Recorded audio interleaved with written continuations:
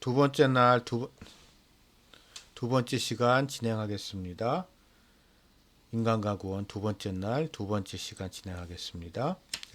이번 시간엔 개혁주의 인간론 두 번째 제2장 창조된 인격으로서의 인간이라는 부분에 대해서 얘기를 나누겠습니다.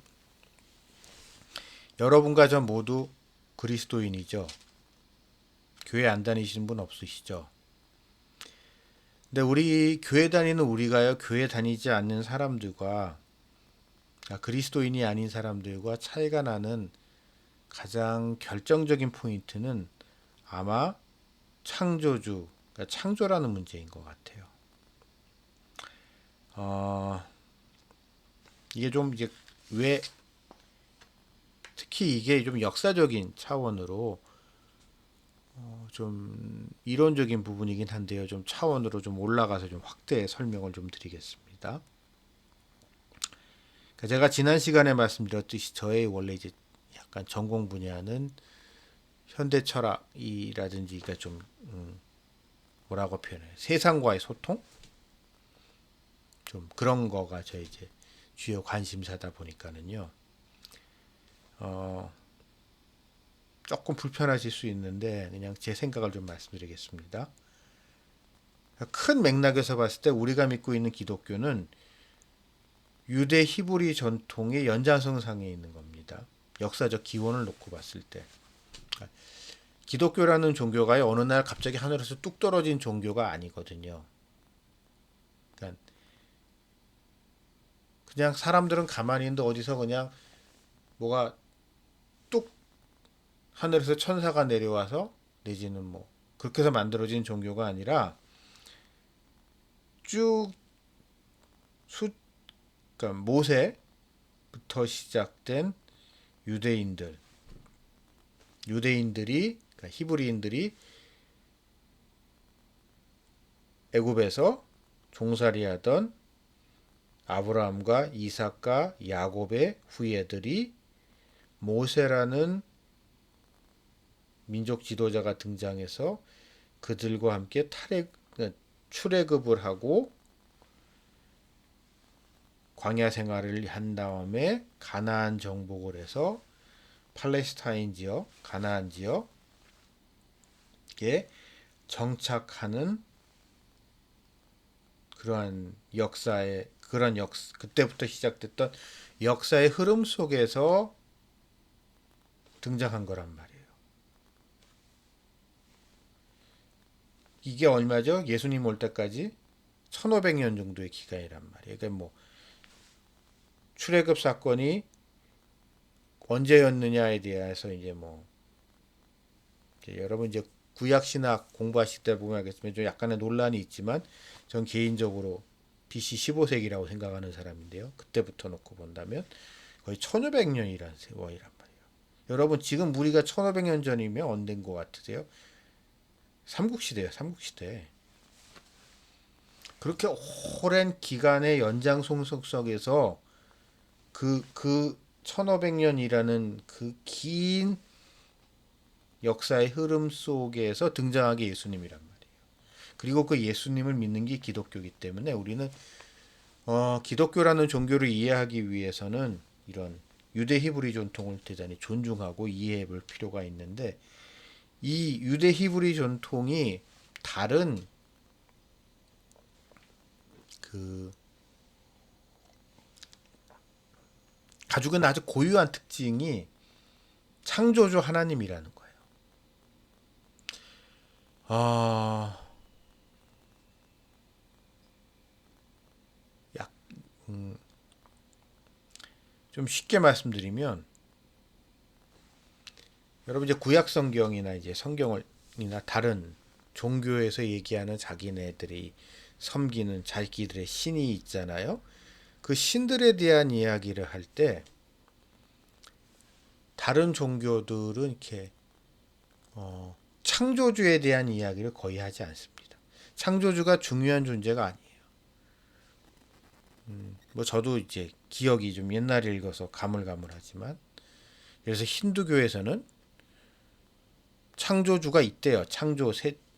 창조한 신이 있다고 해요. 그러면 수만 가지 신이 있는데 그 창조한 신은 힌두교에서 별로 중요한 신이 아니에요. 별로 그 신을 섬기는 사원도 거의 없다 그러더라고요. 혹시 강의를 들으시는 분 중에 우리에게 좀 더 익숙한 불교나 유교나 도교나 이런 동양의 전통적인 종교를 봐도 창조라는 부분에 대해서 별로 이렇게 뭐라고 표현을 해야 돼? 관심이 없잖아요. 그냥 지금 우리가 어떻게 살아갈 것인가? 지금 왜 이런 일이 벌어지나? 뭐 이런 거에 관심이 주로 있는 거지. 뭐 태초에 무엇이 있었다? 뭐 그런 거에 대한 이야기가 있겠죠.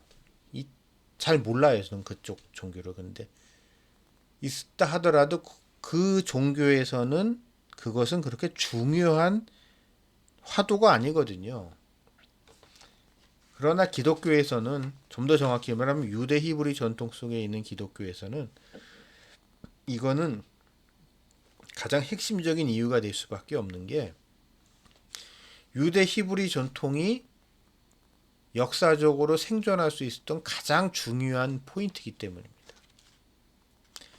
자, 여러분, 네, 고대 사회에서 다신교 사회에서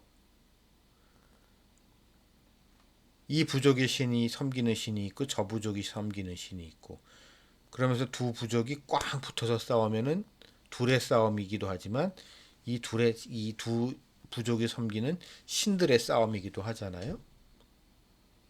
그러니까 다른 모든 신들은 그 신을 섬기는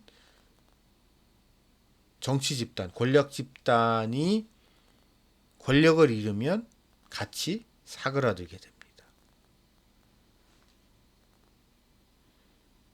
왜냐하면 이 신과 저 신이 싸워서 그 신이 못나서 그 신이 약해서 그 신을 섬기는 그 국가, 민족, 부족 내지는 왕, 정치 집단, 그 파벌이 붕괴된 거기 때문이에요.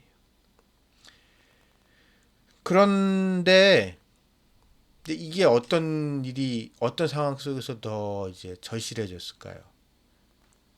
수많은 국가로 나눠져 있었던 고대 오리엔트 지역, 지금의 중동 지역이 메소포타미아의 느부갓네살이 그걸 다 평정을 하고 다 통일을 했잖아요.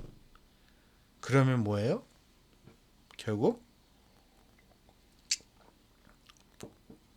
느부갓네살과 그 일당이 그 사람들이 섬기는 신만이 신이고 나머지 신들은 그 신에 무다 못한 것이 되면서 다 그 신을 섬기는 민족의 해체와 함께 그 신앙도 같이 사라졌단 말이에요. 근데 이러한 상황 속에서도 유대인들, 히브리인들은 악착같이 살아남을 수 있었어요. 왜? 유대인들에게 가장 중요한 거는 창조주 하나님이기 때문이죠. 그리고 그 신은 창조주이기 때문에 유일신인 거죠. 그러니까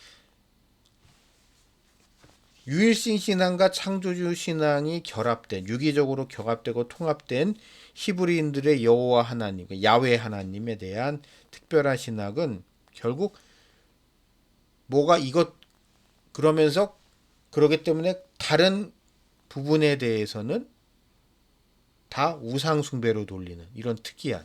그러니까 다른 민족들한테는요. 자기네가 섬기지 않는 옆에 동네, 옆에 나라에 신이 있다고 칩시다. 그거를 우상이라고 생각하진 않고 자기네 신과 같은 신이지만 우리 신보다 좀 못한 신이라고 생각을 했다면 유대인들은 자기네가 믿는 거는 만인 신이고 저건 다 우상이라고 생각하는. 왜냐하면 우리가 믿는 신은 유일한 신이고 왜냐하면 이 신이 창조했고 이 창조한 신이 그렇다고 말씀하셨기 때문에 계시를 통해서 이러한 유대인들의 역사적 특수성 그들의 역사 의식, 그러한 히브리즘이 바벨론의 포로 기간의 그 긴 세월 동안, 그러니까 다른 민족들은 다 잡아왔을 때 다 그런 민족들은 민족적 정체성을 다 잃었지만, 그러니까 웃기는 게 여러분과 우리 한번 생각을 해보자고요. 그러니까 열왕이나 이런 데 등장하는 주변 민족이 가지고 있었던 그런 어떻게 보면 라이벌 관계에 있었던 대표적인 게 우리가 바알이나 뭐 있잖아요. 근데 그런 것들은 다 바빌론에 한번 끌려갔다 오고 난 다음에 다 사라졌단 말이에요. 근데 여호와 하나님에 대한 이스라엘 사람들, 히브리인들의 이 고유한 신앙은 살아남을 수 있었어요.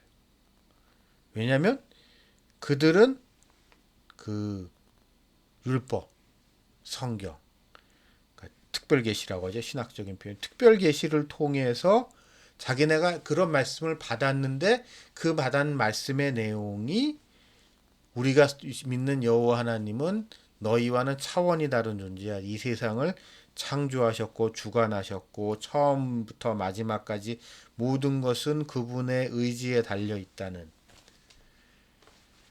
그런 특이한, 여러분 우리에겐 당연하지만 다른 사람들 입장에서는 그 되게 희한한 이야기거든요. 그런 희한한 이야기를 하는 사람들은 살아남았단 말이에요. 그리고 그 연장선, 역사적으로 그 연장선상에서 기독교라는 것이 예수님이 세상에 오셨고 그 예수님을 통하여 십자가와 구원의 사건이 일어나면서 기독교라 교회라는 게 세워지고 우리가 믿는 기독교라는 것이 형성이 되면서 그것이 2000년의 세월 속에서 흘러 하다가 우리 지금 이 순간 우리가 믿는 것까지 이르렀단 말이에요. 그래서 창조라는 것은 가장 중요하고, 그러니까 여러분 창조론을 부인하는, 그러니까 진화론과는 타협의 여지가 있을 수 없는 거예요.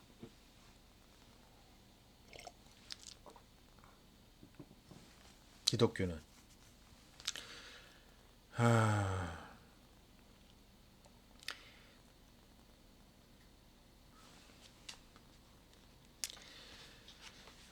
그래서 우리는 인간에 대한 부분도 성경에서 뭐라고 말씀하시는가를 보고, 왜냐하면 만드신 분이 하나님이잖아요.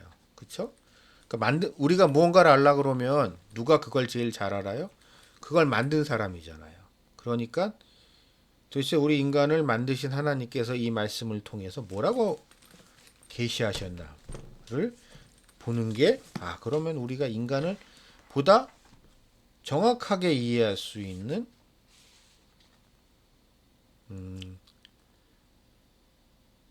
가장 확실한 근거가 되지 않나 싶습니다. 인간이 인간을 알 수 있을까요? 내가 나를 모르는데 인간이 어떻게 나를 알 수 있겠습니까? 우리는 우리 자신에 대해서 아는 바가 별로 없습니다. 근데 이 성경 말씀은 우리 인간에 대해서 뭐라고 말씀하고 계신가? 인간은 하나님이 창조하셨는데 그냥 창조가 창조로 끝나는 것이 아니라 창조된 인격이라고 말씀하고 계십니다. 즉, 여러분 우리가 다 잘 아는 이제 창세기에 창조기사, 창세기 1장, 2장에 걸쳐 있는 이제 창조기사를 살펴보게 되면 하나님이 다른 모든 것을, 모든 피조물을 창조하시고 나서 인간을 만드시면서 다른 피조물들, 다른 것들과는 구별되는 뭔가 특이한 것을 남겨놓으셨는데 그것이 인간한테는 인격이라는,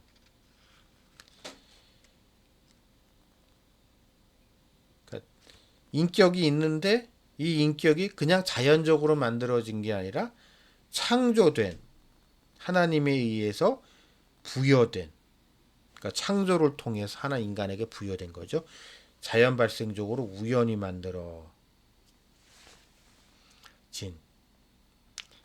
거라는 이 말씀을 하고 계신데, 이 부분이 인간과 다른 피조물을 구별하는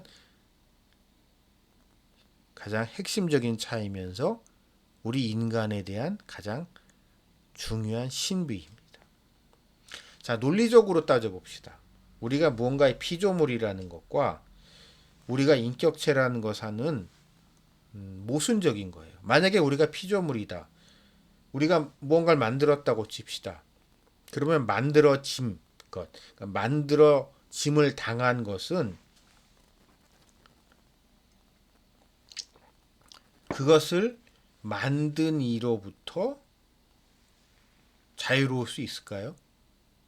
예를 들어서 여러분이 무엇을 만들었다고 칩시다. 여러분이 여러분의 의지로 여러분이 만들고 싶어서 뭘 하나 만들었어요. 그러면 그 만든 것이 여러분의 의지에 반한다면 여러분은 그걸 만드시겠습니까? 예를 들어서 이런 컵 하나를 만든다고 치자고요. 이 컵. 이 컵의 모습이, 컵을 만든 결과물이 내 의지와는 상관없이 나는 이거를 이제 물을 마시기 위해서 컵을 하는 건데, 이게 물을 못 마신다든가 내가 물을 마시려고 하게 되면 이게 예를 들어서 더 도망간다든가 지멋대로 내 만든 나와 상관없이 될 것을 제가 만들겠냐고요. 설사 이게 만들어졌는데 제 의지와는 상관없이 이게 따로 논다 그러면 어떻게 되죠? 전 이걸 부시겠죠. 저에겐 쓸모없으니까. 이게 흔히 말하는 성경의 토기장의 비유가 이런 것 같은데, 이렇게 피조물은 수동적일 수밖에 없습니다. 그것을 만든 사람, 만든 이와의 관계 속에서. 근데 인격체라는 거는 능동적이어야 되거든요. 능동성이 존재하지 않는다면 그건 인격체라고 얘기할 수 없습니다. 참 이게 여러분 집에서 강아지를 키워보시면 그런 생각이 좀 들어요.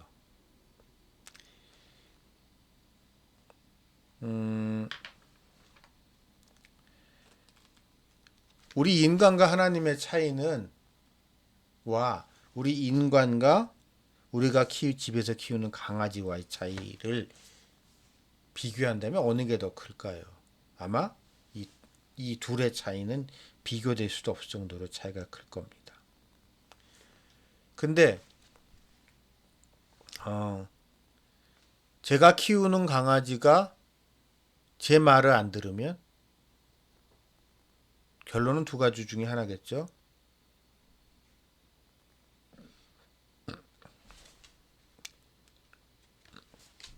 그래서 저에게 전적으로 의존할 수밖에 없는 존재가 됩니다. 생존 그 자체를 위해서. 그러나 인격체인 저희 아들과 저희 딸은 어떻죠? 물론 저희 아들과 저희 딸은 어찌 보면은 저의 뭐라고 해야 되나요? 저의 바운더리 안에 들어와 있는 존재일지라도 인격체잖아요. 그러니까 인격체로 이 말미암은 최소한의 자율성이 그에게 우리 아이들한테 있습니다. 그래서 성경에 나와 있는 이 두 가지 부분은 서로 모순되는 것 같아요. 근데 믿음이라는 것은 이 말씀을 우리 이성적으로 논리적으로 설명이 안 되는 것을 믿음으로 받아들이고 이 둘의 그런 변증법적인 관계를 뭐라고 딱 부러지게 얘기하기 힘들고 하지만 이것이 조화되고 융화되면서 무언가 우리가 알 듯 모를 듯한 신비가 그 안에 숨겨져 있는 겁니다. 좀 이제 강의에서 좀 벗어난 얘기인데요. 이게 유대 히브리 전통의 되게 중요한 특징이에요. 제가 이제 유대 히브리 전통은 창조주 하나님을 강조한다고 했잖아요. 그리고 그 이외의 것 나 우상이라고 따진다고 했잖아요. 그래서 이제 가지고 있는 중요한 이제 특징이 우상 파괴적 속성을 가지고 있습니다. 근데 이 우리 우상 파괴적이라는 거는요. 여기서의 우상이라는 것은 뭐 불상 같은 걸 얘기하는 거도 있고 경우에 따라서는 돈, 뭐 우리가 마음을 뺏기는 뭐 그런 거가 다 될 수 있지만 그 중에 한 가지가 우리의 고정관념도 그 우상에 포함이 되거든요. 그러니까 많은 이제 우리가 어떤 오류에 포함하게 되냐면 인간을 피조물로만 보게 한다는 생각도 하나의 우상일 수 있고요. 인간을 하나의 독립적인 인격체로만 본다. 이 생각 또한도 우상일 수도 있거든요. 그래서 진정한 기독교의 믿음은 이 굳어질 수 있는 생각, 이 우상에 될 수 있는 생각을 끊임없이 파괴하면서 이 둘 사이에 우리가 뭐라고 알 수 없는 하나님의 신비를 알아가는 것. 그것이 기독교. 우리가 가지고 있는 이 기독교라는 종교가 가지고 있는 신비입니다.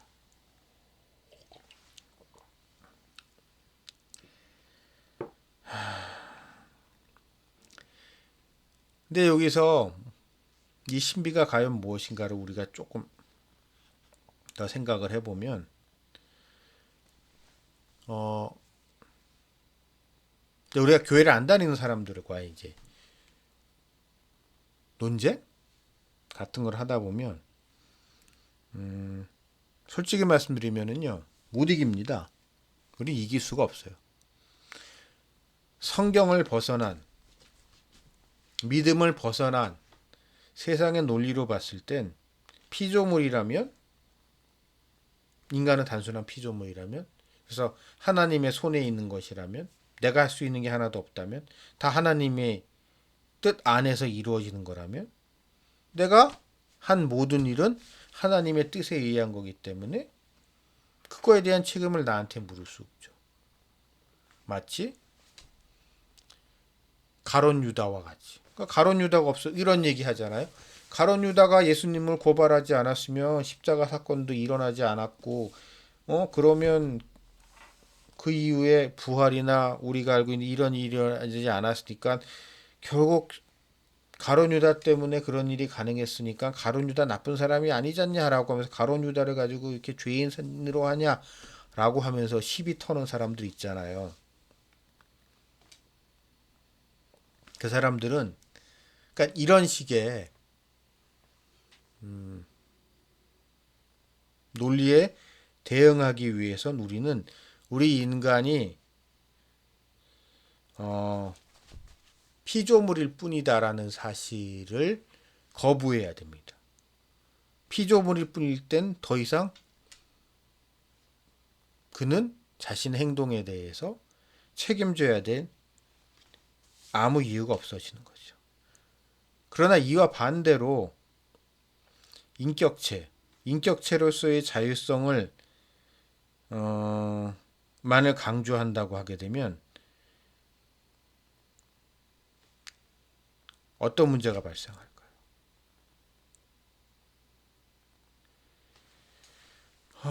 역설적으로 여기서도 구원의 가능성은 없어집니다. 왜냐하면 우리가 자율적으로 행동한다고 하는 것이 과연 자율적인 것일까요? 그가 자율적인 것 행동하게 하는 것을 가능하게 한 분명한 내적인 이유가 있단 말이에요. 가론 유다의 이야기로 우리 한번 돌아가 봅시다.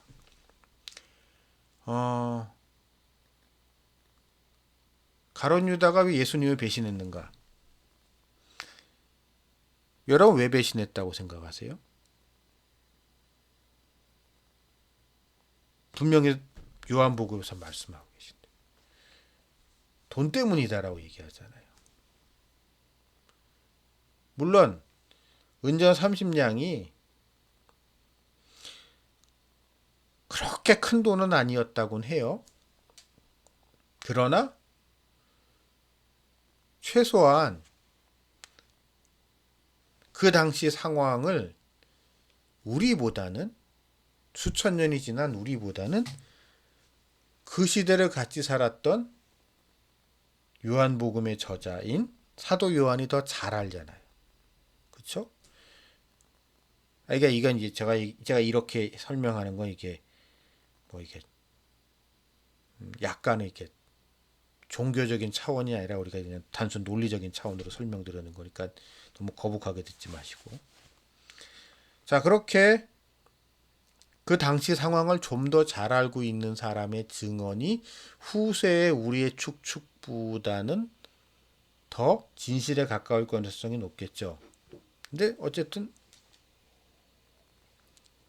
돈을 탐해서 그렇다고 사도 요한이 얘기한다는 것은 우리는 자세히 모르겠지만 뭐 그럴 만한 이유가 있지 않았나라는 생각을 하게 됩니다. 근데